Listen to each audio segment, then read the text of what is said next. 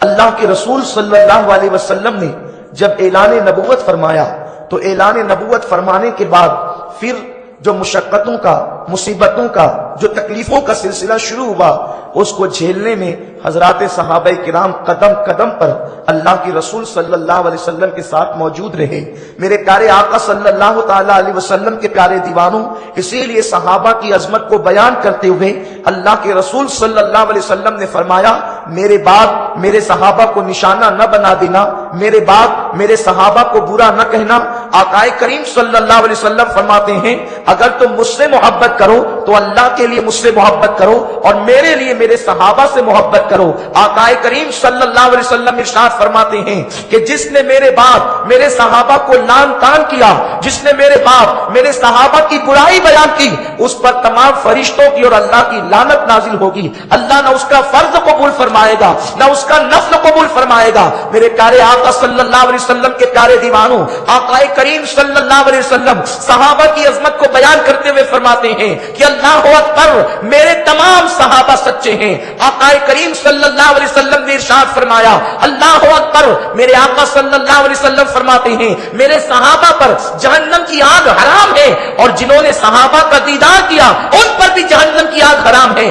آقا کریم صلی اللہ علیہ وسلم فرماتے ہیں کہ دوسرے لوگ احد پہاڑ کے برابر سونا خیرات کرے اور میرا صحابی مٹھی بھر جو خیرات کرے تو دوسروں کا احد پہاڑ کے برابر سونا خیرات کرنا صحابہ کے مٹھی بھر جو خیرات کرنے کے برابر نہیں۔ میرے پیارے آقا صلی اللہ علیہ وسلم کے پیارے دیوانوں، یہ عام صحابہ کی شان ہے، ہر صحابی کی شان یوں ہے، لیکن اللہ اکبر، قرآن مقدس کے اندر صحابہ سے کئی باحسنہ کا وعدہ کیا گیا، کہیں پر ان کو رضی اللہ عنہم ورضوا عنہ کے لقب سے نوازا گیا، کہیں پر ان کو یا ایھا الذین آمنوا کے خطاب خاص سے نوازا گیا، کہیں پر ان کو متقی کہا گیا، کہیں پر ان کو اہل جنت کہا گیا، کہیں پر ان کو اہل رضوان کہا گیا، کہیں پر ان کو اہل بیعت کہا گیا۔ میرے پیارے آقا صلی اللہ کے قرآن نے کیا ہے، وہ ذات سیدنا ابو بکر صدیق کی ہے۔ سارے صحابہ متقی ہے، لیکن اللہ نے صدیق اکبر کو اتقی کا لقب عطا فرمایا ہے۔ میرا کریم فرماتا ہے، ان اکرمکم عند اللہ اتقاکم، اللہ کے نزدیک اتقی وہ، اللہ کے نزدیک عزت والا وہ ہے، اللہ کے نزدیک مکرم وہ ہے جو اتقی ہے۔ علامہ جلال الدین سیوطی رحمت اللہ تعالی علیہ ارشاد فرماتے ہیں، اتقی سب سے زیادہ عزت والا ہے، اتقی سب سے زیادہ معزز ہے، اتقی اللہ کے نزدیک سب سے زیادہ شان والا ہے۔ تو اتقی کون ہے؟ امام سیوطی فرماتے ہیں، یہاں اتقی سے مراد سیدنا ابو بکر صدیق کی ذات ہے، سب متقی ہے، وہ اتقی ہے۔ اسی لیے اللہ کی بارگاہ میں ان کی شان اتنی بلند ہے کہ عرش سے ان کی بارگاہ میں سلام آیا کرتا ہے۔ میرے پیارے آقا صلی اللہ علیہ وسلم کے پیارے دیوانوں، سیدنا ابو بکر صدیق کی قربانیوں کو فراموش نہیں کیا جا سکتا، ان کی قربانیوں کو بلایا نہیں جا سکتا۔ کیا نہیں جانتے اللہ کے رسول صلی اللہ تعالی علیہ وسلم نے ارشاد فرمایا، مجھ پر جس نے احسان کیا میں نے سب کے احسان کا بدلہ دنیا میں چکا دیا۔ میرے رسول نے کسی کے احسان کا بدلہ نہ رکھا، جس نے احسان کیا بڑھ کر میرے رسول نے عطا کر دیا، بڑھ کر میرے آقا نے نواز دیا، سرکار نے نوازشات کی بارش فرما دی۔ آقا فرماتے ہیں سب کے احسان کا بدلہ ادا کر چکا ہوں، مگر ایک جس کا نام ابو بکر ہے اس کے احسان کا بدلہ نہیں دیا گیا، کل قیامت کے دن اللہ ابو بکر کو میری طرف سے بدلہ عطا فرمائے گا۔ میرے پیارے آقا صلی اللہ، نعرہ رسالت، علماء اہل سنت، نعرہ تکبیر، نعرہ رسالت۔ میرے پیارے آقا صلی اللہ علیہ وسلم کے پیارے دیواروں، صدیق اکبر کی وہ ذات ہے کہ آقا کریم ان کی عظمت کو خود بیان فرماتے ہیں۔ ایک مرتبہ سیدنا ابو بکر صدیق رضی اللہ تعالیٰ عنہ تشریف فرما تھے، سیدنا فاروق اعظم بھی موجود تھے۔ سیدنا فاروق اعظم صدیق اکبر کو کچھ کہہ رہے تھے، صدیق اکبر کی شکایت بھی آقا سے کر رہے تھے۔ آقا کریم صلی اللہ علیہ وسلم کو جب صدیق اکبر کے حوالے سے بار بار سیدنا فاروق اعظم نے شکایت کی تو آقا کریم نے فرمایا، میری خاطر میرے ابو بکر کو چھوڑ دیا کرو، اگر مجھ سے محبت ہے تو میرے ابو بکر سے محبت کرو۔ میرے پیارے آقا صلی اللہ علیہ وسلم کے پیارے دیوانوں، صدیق اکبر کی ذات وہ ذات ہے کہ اللہ اکبر، آج عظمت رسالت کے ڈنکے ہم بجاتے ہیں، آقا کریم کی تعریف کرتے ہیں، آقا کی شان بیان کرتے ہیں، لیکن آج شان بیان کی جاتی ہے تو لوگ نعرہ تکبیر بلند کرتے ہیں، لوگ سبحان اللہ کی داد و تحسین سے نوازتے ہیں، کہیں پر عزت دی جاتی ہے، کہیں پر گلوں سے استقبال کیا جاتا ہے۔ یہ سب حضور علیہ السلام کی مدحت کی بنیاد پر ہے، آقا کی تعریف و توصیف کی بنیاد پر ہے۔ ایسے وقت میں جب جب کسی کی تعریف کرنے پر انعامات مل رہے ہوں تو پھر دشمن بھی تعریف کرتے ہوئے نظر آتے ہیں. لیکن اللہ اکبر, صدیق اکبر نے اس دن میرے نبی کی تعریف کی ہے جب لوگوں نے داد نہیں دی بلکہ صدیق اکبر کو پتھروں کی برسات سے نوازا. آقا کریم صلی اللہ علیہ وسلم کی تعریف کی بنیاد پر صدیق کو پتھر مارے گئے, صدیق کو جوتے مارے گئے, صدیق پر لاٹھیاں برسائی گئی. کیا نہیں جانتے امت کا سب سے پہلا وہ خطیب جس نے عظمت رسالت پر خطاب کیا ہے وہ صدیق اکبر کی ذات ہے, اور وہ بھی کہاں کیا ہے؟ دشمنوں کے سامنے کیا ہے, کعبۃ اللہ کے سامنے کیا ہے. ایک مرتبہ صدیق کہتے ہیں یا رسول اللہ مکے والے آپ کو نہیں جانتے, چلے میں بتاتا ہوں کہ آپ کون ہیں. میرے سرکار کو صدیق لے کر کے آئے اور آقا کا رخ بددعا دیکھتے ہوئے سرکار کی عظمت کو بیان کیا. اے مکہ والوں, اللہ کے رسول تمہیں جنت کی طرف بلاتے ہیں, خدا وحدہ لا شریک کی طرف بلاتے ہیں. صدیق میرے نبی کی شان بیان کر رہے ہیں. اے صدیق تم پر میرے ماں باپ قربان, وہ سما کیسا ہوگا جب محبوب خدا تشریف فرما ہوگا اور صدیق نعت مصطفیٰ بیان کر رہا ہوگا, صدیق عظمت مصطفیٰ بلند کر رہا ہوگا.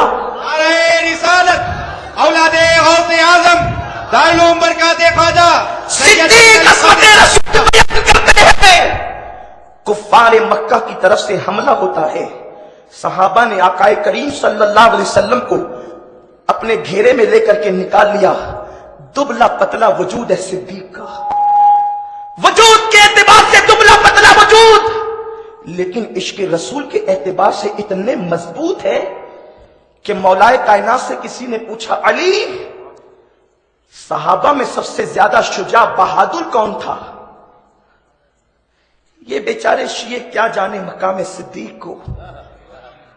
ارے علی سے پوچھو مقام صدیق کیا ہے, صدیق کا مرتبہ کیا ہے. علی کے مرتضیٰ سے پوچھنے والے پر میں قربان کہ اس نے پوچھا بھی تو باب مدینۃ العلم سے پوچھا, اس نے پوچھا بھی تو علی کے مرتضیٰ سے پوچھا, اس لیے کہ میرے رسول نے کہا علی حق کے ساتھ ہے, حق علی کے ساتھ ہے. اب علی جس کے لیے جو کہتے ہیں وہ سند کا درج رکھتا ہے. صدیق کے مقام کے لیے ہم کہیں اور نہیں جاتے, ہم علی سے سنتے ہیں, صدیق کو مانتے چلے جاتے ہیں. اسی لیے تو کہتے ہیں اہل سنت کا کہتے ہیں بارہ صاحب حضور نجم ہے اور نقب ہے عطرت رسول اللہ کی. علی کے نام پہ کھانے والوں تم کیا جانو مقام صدیق کیا ہے. علی کا نام لے کر علی کی نہیں مانتے, علی کا نام لے کر علی کا کی باتوں کا کوئی وزن نہیں ہے تمہارے درمیان. سناؤ فاتح خیبر سے کسی نے پوچھا, فاتح خیبر کسی معمولی ہستی کا نام نہیں جس نے الٹے ہاتھ سے 150 من کا دروازہ اکھاڑ کر کے ڈھال بنا کر پھینک دیا, پھر 70 کھسکا نہ سکے. اس عظیم المرتبہ شجاع اور بہادر سے پوچھا گیا علی یہ بتائیں سب سے زیادہ صحابہ میں بہادر کون تھا؟ مولا نے بھی بڑا عجیب جواب دیا, فرماتے ہیں سب سے زیادہ بہادر ابو بکر تھے, سب سے زیادہ بہادر ابو بکر تھے.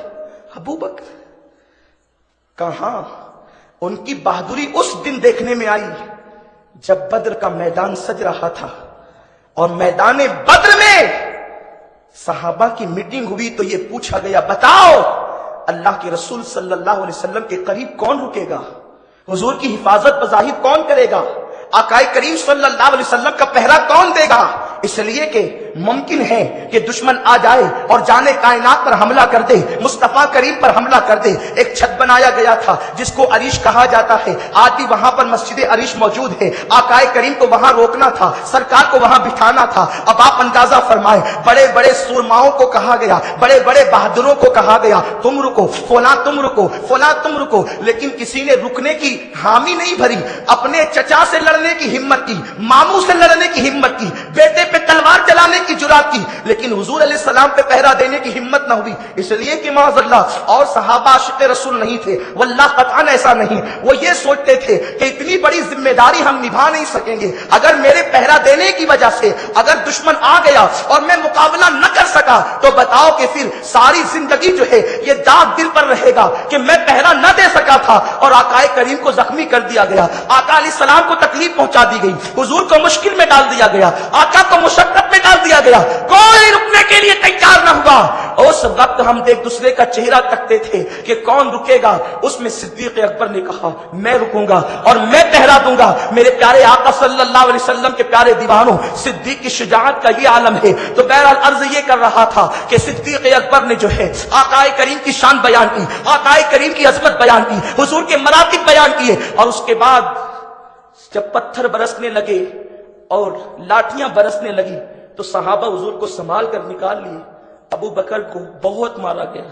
اس سے پتا چلا صدیق خطیبوں کو ذوق دے رہے ہیں، صدیق خطیبوں کو درس دے رہے ہیں۔ او مختلف عنوان کی اچڑ پٹ لگانے والوں، سب سے عظیم عنوان وہ ہے جو سارے عناوین کی جان ہے، اس کو شان مصطفیٰ کہتے ہیں۔ ہر عنوان کی عظمت اپنی جگہ ہے، لیکن عظمت رسول کا عنوان چھوڑ کر جو عنوان بھی بولو گے ناقص رہے گا۔